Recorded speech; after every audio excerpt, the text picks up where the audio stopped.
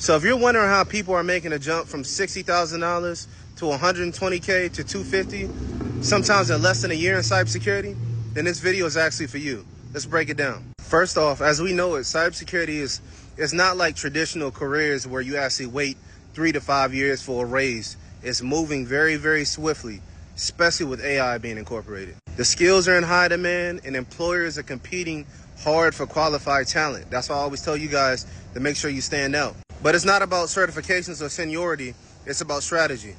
See, people are jumping salaries super fast because they're not starting from scratch. They're using what they already know, whether that's customer service, project management, compliance, military, or even retail, and applying those soft skills to roles like security analyst, GRC, technical support, and much more. So if you know how to communicate, solve problems, and document processes, you already have 60% of what's needed. Another thing that the people are doing that scale fast is the people that are making the big jumps aren't applying randomly online. This is what I say time and time again. Do not use AI to get your resume out there. See, they're targeting specific job titles, tailoring their resumes, working with career coaches, and focusing on a high return of investment with roles like incident response, GRC, IAM, or risk management, and much more.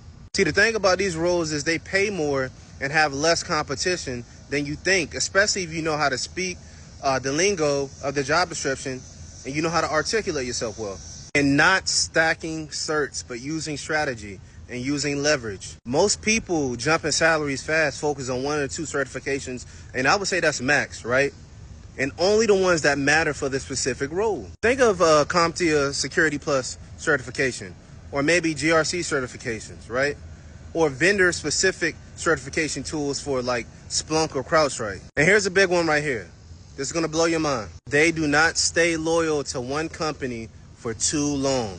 See, in cybersecurity, the fastest way salary jumps comes from switching jobs strategically. Maybe every 6 to 12 months, maybe every 18 months, it really just depends.